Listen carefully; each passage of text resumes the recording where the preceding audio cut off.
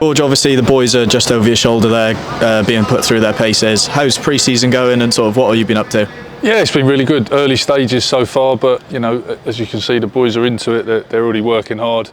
Good feel amongst the group. Obviously, they had a break, reflected on last season, and they've come in, really keen to go. And sort of what have you been focusing on this first block of pre-season?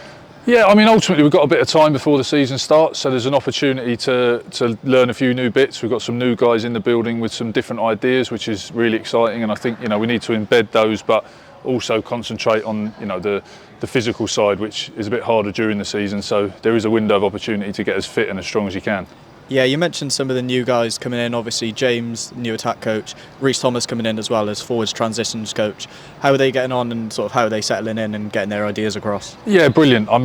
First and foremost, they're two brilliant characters, and we're very, very careful who we bring in the building, and those guys have fitted in really well. They've brought really good detail around what their responsibility is, but also they've brought a good balance of they're already embedded. The group are getting on really well, having a bit of a laugh, but we've got two quality coaches there and really, really excited about what they're going to deliver. And I know you're really excited as well. You feel like you've sort of completed your coaching staff now, so bodes positively for the season ahead, doesn't it? Yeah, it does. We learnt a few lessons last year. We were a bit skinny and probably a bit thinly spread as a coaching group to really rip into a few bits that we wanted. So lots of good lessons learnt, but yeah, ultimately I think we've got a good group now. We've got numbers, we've got some systems in place to make sure we're covering everything, and like I say, most importantly, we've got two really good characters who are really grafting already, and like I say, they've got really good ideas, and the boys are enjoying it. And Reece, obviously alongside Tim as well, will be heading up that academy transition. So it's a really exciting time for the academy as well, isn't it? Yeah, Hoggy's been working really hard with the academy and building it up, and getting a few things aligned. And it's a process. It doesn't happen quickly. And I think now we've got the boys covering that transition space. When they do come out the academy into our setup, we're far better equipped now to groom those lads into first team rugby players.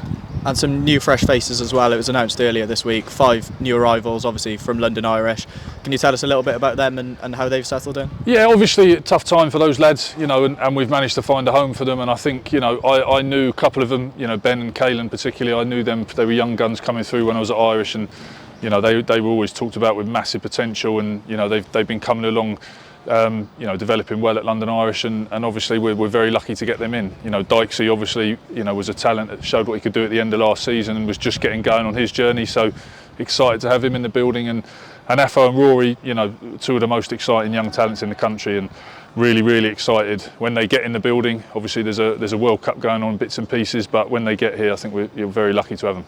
And obviously with James coming from London Irish as well, he'll know them and they'll know him, so that's a good link there as well, isn't it? Yeah, absolutely. We do a huge amount of work on everybody we bring in, and there's a lot of people to speak to and a lot of calls to be made, and Lights gave us a bit of a head start on that as to these guys are doing this, here's their strengths, here's their weaknesses, and again the character piece is always absolutely key, and for the lads that I didn't know, James could testify for their character, so we're lucky to have got those boys in.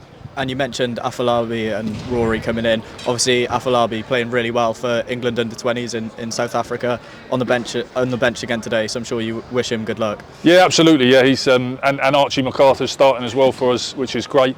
But they had a great game against Ireland. That was a fierce battle, and Afo played really, really well in that game. So I think he's got rotated onto the bench. Like I say, Archie's getting a start, having been out for the back end of the season. So. That front row's looking very strong for Gloucester. And finally, George, I know you're going to be on the Q&A panel for Dan Tobin's Sustaining Success Conference coming up. Sure to be a great event, isn't it? And obviously to raise money for the 4Ed campaign as well is brilliant. Yeah, Dan's done a great job putting that together, and there's some quality speakers there. So, it's a real top-end event actually with the people who are coming in to speak. So, if people haven't bought a ticket or aren't aware of it, it's really looking exciting.